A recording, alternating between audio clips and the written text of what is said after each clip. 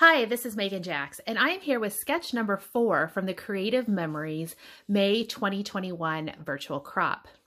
And this sketch is a single page sketch. You can see we've got 4 horizontal images here. They've got a title here and kind of a circular element of the page. And they've done a frame element here too. That would be kind of a noticeable thing about this particular layout is this frame detail. And they have a kind of a border that comes in here. It is contained entirely within the frame. So that is something I will be changing up just a little bit. I'll show you as I put together the layout, how I did change that. But for the most part, I'm keeping very much with this particular sketch. One of the things you could do is you could rotate it if you needed to do horizontal images. So you can mix it up, pick and choose as you need to for this sketch. So one of the things I want to talk about is Creative Memories likes to do a lot of these framed out layouts. So you'd start with a background paper and then you're going to layer on some additional pieces of paper. That does start to get kind of bulky. It also uses a lot of your material, a lot of your paper. You're going to cover up a lot of things here. So one of the things you're going to see that I'm going to do is my background page, I'm actually going to do a frame cut, and I'll use the inside of that frame that I cut out. I've used that to actually mat my photos. And the other thing I'm going to show you how to do here is instead of cutting a frame for this inside line here, this matte effect they've got going on, I'm just going to use strips of paper, and then I'm going to do kind of that mitered corner edge over here. The paper I was able to use, I was able to come with some strips. So I cut 4 strips instead of doing a big square. So I'll show you that as we work through this. So I am using the Party Time Blue collection. I'm doing photos from my oldest child's 15th birthday from a couple of years ago. He's getting ready to turn 18, this summer. I'm a full-fledged adult in my house. But you can see here, we kind of had a fun, he had a baseball cake, and I thought that would actually work well. I made a little baseball embellishment here that I'm going to somehow have to figure out how to get the title in there. But it was a lot of fun. So I'm going to use these photos and the Party Time Blue. So for my background paper, I went ahead and there is a really nice tonal blue paper that actually has circle details to it. The other side is the gingham. And you can see that gingham here I ended up using for the mats. So what I did is I went ahead and I cut it out. I think I'm at 1.25 inches frame all the way around. Then I had what it would have been like a 10.5 or 9.5 inch frame piece, a square here. And that's what I used to cut out those mats. So that worked out great. I'm actually going to set this aside for a second because I want to show you how I have this this is going to be the piece of paper that you see kind of in the center that I'm going to layer everything on top of. This is from the tonal packs that they sent out in the red. It was part of the cardstock buffet. It was like the tonal patterns, and this was the one that was paired with scarlet cardstock, and they had all sorts of reds tonal papers in there. So that's what this paper's from. But I'm using some strips of this kind of craft paper with the stars. And so if you remember from the other layout that I showed you from the sketch challenge, I used this tonal or this star paper for it when I did my son's first day of kindergarten photos. So I had this whole strip left over. So I just cut it into 4 strips. And I'm going to show you how I'm going to layer it behind this square to make a frame. So I'm going to go ahead and get started with that. And the first thing I'm going to do is I am going to use my trimming mat here. And that's going to allow me to line things up a little bit easier. So I'm going to slide that into place here. And I'm going to use the mini tape runner here. And I'm going to use it just because I like it nice and thin. So I'm going to come in here and just on the very edge, run some adhesive along the edge here. And I am right-handed, so I'm going to line this up. I'm going to line up the strip here so that I can have a nice straight edge, and that's going to allow me to evenly place my my border or my paper here. And I am just going to it's kind of center. I just need to make sure I have a nice overhang at the top and the bottom. And that looks pretty good. And I'm going to keep working my way around, doing that on all 4 sides.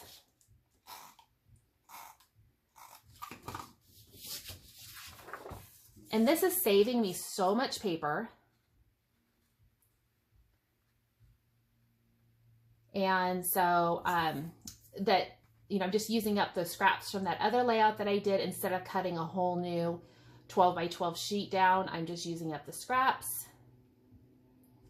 The one thing you want to do is go a little easy on your adhesive here in the corners. We're going to have to pull that back a little bit to get our scissors in there. We can come back in with more adhesive later and tighten that back down. But go ahead and just leave that corner area a little more flexible so you can pull away the top piece to be able to cut that corner in.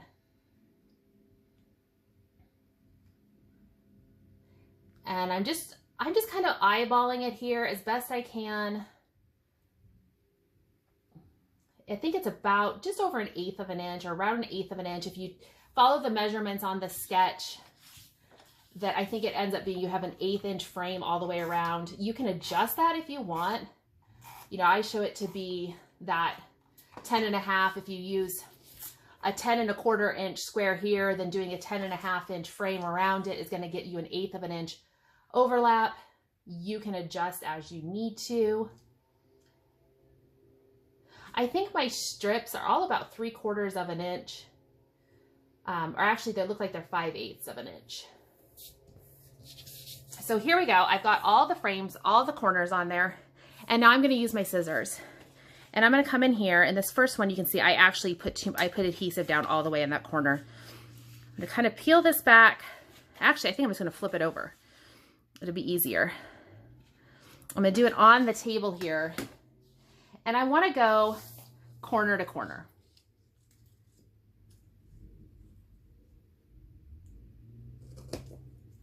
Pull away my excess. Should be able to flip it over, and you can see I've got a pretty decent corner there. It could maybe be a little bit better. I'm not going to worry about it. It looks pretty good to me. So I'm just going to continue around the page doing the same thing.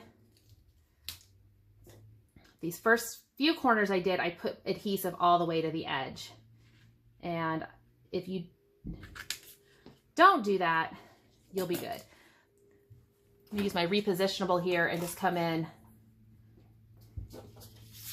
and see it's turning out real nice there.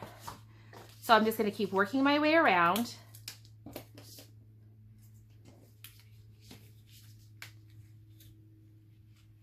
And do the corner to corner. One more.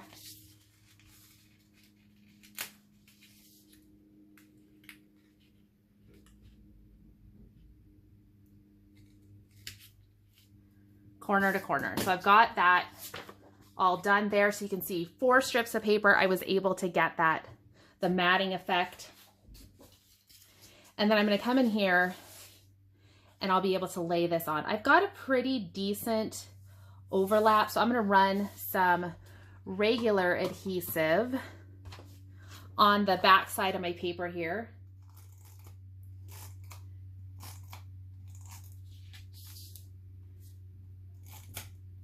Kind of sticking to this outside edge. If you wanted to use a backing sheet, like you could put this on a piece of cardstock. You could use a spare piece of paper. I'm just going to use, I think I'll have enough bulk here. I am using that permanent adhesive just to give it some more stability there. And I'm going to line this up. I'm not putting any pressure on it yet. I keep it so that adhesive doesn't quite stick until I give it that pressure. I've got a good pattern here that's allowing me to look and see. So I'm using a lot of the pattern and I'm using the ruler to help center it. I like where I am, so I'm going to go ahead, use nice firm pressure all the way around And there we go. Now I have that nice frame detail. I am all set to put the rest of this thing together. So the next thing I want to talk about is I've got these two kind of details here. I've got this border strip and I've got the title center here. So the thing I said I wanted to use a baseball. So I made a baseball. It's a 4-inch circle. And then I used the new circle cutter to make a thin ring. The ring is about a 4-inch circle that I cut, and I made it I cut a 4-inch circle for the white, and then I came in and I cut a circle actually 1 tick smaller, so it was 3.8, and then I moved it in to make a ring that would have been just a little bit between the 1.4 and the 1.6, so about, or excuse me, 3.4 and 3.6, so about 3.5. So it's a little bit wider than 1 tick mark, or 2/10 of an inch. So play around with that a little bit. What was nice about the sizing is I was able to use the old, or the retired double chevron border maker cartridge. And that gave me those angled, the pieces here to make the stitching, to finish the stitching. At first I wasn't gonna do that detail, but it really did kind of need it to give it that true baseball effect. So I went ahead and I added that. The glue pen, I will tell you, was my saving grace. I just added dots equal distance along the edge. I let them dry until they were clear. And then I had that nice tacky dot to be able to attach those chevrons. So the next piece I wanted to do is I wanted to add the border detail. And I really just liked this happy birthday paper. It's from the blue, Party Time Blue. And I really just liked how it says happy birthday. It's got that same craft coloring detail here. So I went ahead and did that. I was going to keep it maintained right between the frame here, but I decided that I actually liked it going top to bottom.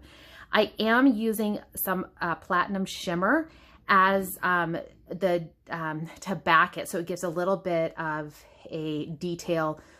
It doesn't just blend into the paper, it's got that nice border to it. So I'm gonna go ahead and attach this to the platinum shimmer.